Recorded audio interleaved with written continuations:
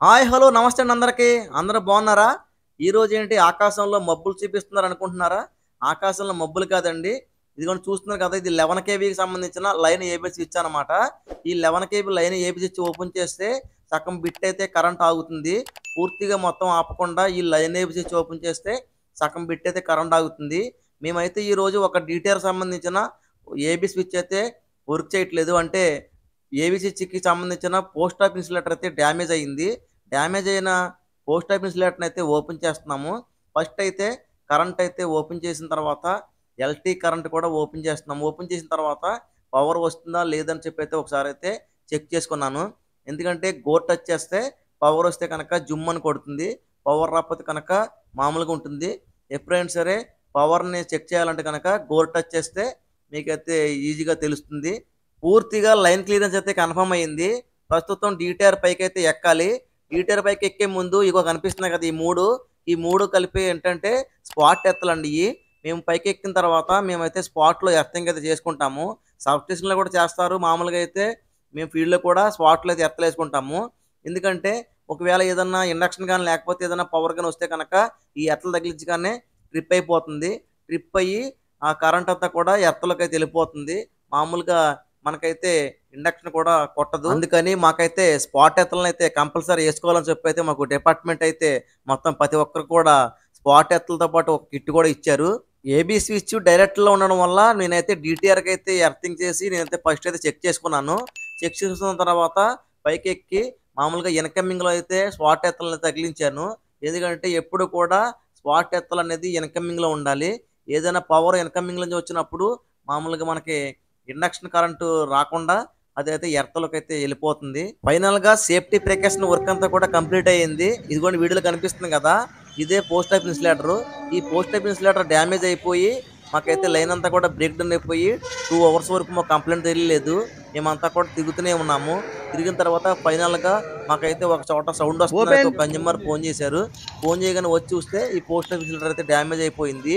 ప్రస్తుతం అయితే ఈ పోస్ట్ ఆఫ్ ఇన్సులేటర్ మారిస్తే ఏబీ స్విచ్ అయితే ఆపరేట్ అవుతుంది. అయ్యయ్యో! ఆపరేట్ అయినప్పుడు మేము ఎప్పుడన్నా కూడా హెచ్‌సీ ఆ! ఫ్యూజ్ పోతే గనక ఆ ఏబీ స్విచ్ అయితే ఓపెన్ చేసి ఫీడ్ చేయడానికి అయితే ఈజీగా ఉంటుంది.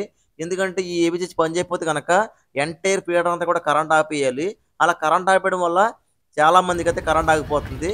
ఇదిగోండి కొత్త పోస్టల్ ఇన్సులేటర్‌ని అయితే మొత్తం సెట్ చేస్తున్నారు కింద. ఆ సెట్ చేసి మొత్తం సెట్టింగ్ అంతా కూడా పైనైతే పెట్టాలి. మాకైతే కొత్త పోస్టల్ ఇన్సులేటర్‌లు అయితే ఏమి రావు. మామూలుగా ఏదైనా పని చేయన ఏబీ స్విచ్ ఉంటది కదా! ఆ ఏబీ చిన్నది కూడా స్విచ్‌నైతే పట్టిందా? ఉంటుంది. మేమైతే ఇప్పుకొచ్చి ప్రెజెంట్ అయితే దీన్ని వేస్తున్నాం దీనికి. మొత్తానికి దాన్నైతే బిగించి పైకైతే అందిస్తున్నారు. ఆ పోస్టల్ ఇన్సులేటర్ సెట్ చేస్తే కనుక ఏబీ స్విచ్ అయితే ఆపరేట్ అవుతుంది పైకి కిందకి. కరెంట్ పోయినప్పుడు ఫీల్డ్‌లో కన్జ్యూమర్స్ అయితే చాలామంది మాకైతే ఫోన్ చేస్తారు. కరెంట్ పోయి చాలా సేపయింది. కరెంట్ ఎప్పుడొస్తదని అడుగుతారు. కరెంటు ఇలా వచ్చి ఇలా పోతుంది. అసలు ఏం జరిగిందండి అయితే అడుగుతారు. అలా ఎందుకు జరుగుతుందంటే ఎక్కడైనా డ్యామేజ్ జరిగినప్పుడు మాకైతే తెలీదు. అలా తెలియనప్పుడు ఏం చేస్తారంటే కరెంటు 11 కేవి ఫీడర్‌నైతే ఆన్ చేయమంటాము. ఆన్ చేసినప్పుడు ఏం జరుగుతుందంటే ఎక్కడ ఏం డ్యామేజ్ అయిందో ఆ డ్యామేజ్ అయితే మాకు తెలుస్తది. ఎక్కడైతే ఇన్సులేటర్ పోయిందో అక్కడైతే డామ్ అని సౌండ్ వస్తది. అలా సౌండ్ వచ్చిన చోట మాకు కంప్లెయింట్ వచ్చిందనైతే మేము రెక్టిఫై చేస్తామండి. చాలామందయితే మాకు కంప్లెయింట్ ఫీల్డ్‌లో ఇయ్యండి. కన్జ్యూమర్సే తెలియజేస్తారు మాకు. ఎందుకంటే కన్జ్యూమర్స్‌కి సౌండ్ ఎక్కడైతే వచ్చిందో అక్కడ తెలుస్తది కాబట్టి చాలామందయితే ఫోన్ చేసి తెలియజేస్తారు. అలాగే మీ మీ ఇంటి దగ్గరలో గనక ఏమన్నా ఇలాంటి కంప్లెయింట్ వచ్చినప్పుడు మీరు కంపల్సరీ కరెంట్ ఆఫీస్‌కి గాని లేకపోతే లైన్‌మెన్ గారికి గాని కంపల్సరీ చేసి చెప్పండి. ఎందుకంటే అలా చెప్తే గనక కంప్లెయింట్ త్వరగా రెక్టిఫై చేయగలుగుతాము. ఫైనల్‌గా పోస్ట్ ఆఫీస్ లెటర్ రేయడం అయితే కంప్లీట్ అయిపోయింది. కంప్లీట్ అయిపోయిన తర్వాత మేలు, ఫీమేల్ కాంట్రాక్ట్స్ అయితే కరెక్ట్‌గా సెట్ అయితుందో లేదో అయితే చెక్ చేస్తున్నాను. ఎందుకంటే మేలు, ఫీమేల్ కాంట్రాక్ట్స్ అయితే కరెక్ట్‌గా సెట్ అయ్యి ఫిట్‌గా ఉండాలి.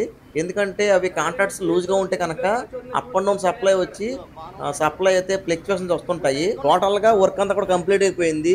మాకైతే వర్క్ అయితే చాలా ఫాస్ట్‌గానే జరిగింది. ప్రస్తుతం అయితే ఇందాక ఓపెన్ చేసాం కదా! Line AB switch. ఆ లైన్ ఏబీ స్విచ్‌ని అయితే కొట్టి సప్లై అయితే ఇవ్వాలి. ఇదిగోండి ఇందాక మనం లైన్ ఏబీ స్విచ్ ఓపెన్ చేసినప్పుడైతే ఓపెన్ చేసి ఎవరు కూడా దాన్ని కదపకుండా దానికైతే ఒక వైర్ అయితే చుట్టి నీట్‌గా కట్టేసి వెళ్ళాము. ఇప్పుడైతే మొత్తం ఇప్పి ఆ ఏబీ స్విచ్‌ని అయితే రాడ్‌తో అయితే క్లోజ్ చేయాలిప్పుడు.